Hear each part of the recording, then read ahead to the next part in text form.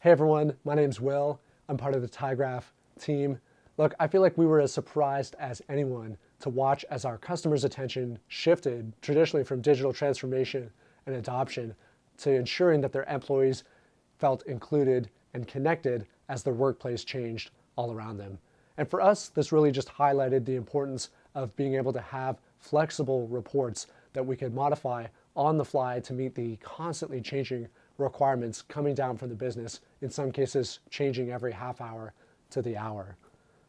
We were able to do things like measure the sentiment around things like keywords, messages, hashtags, and topics within the organization and use things like AI visualizations to help the business analysts understand why sentiment was moving up and down within their particular company.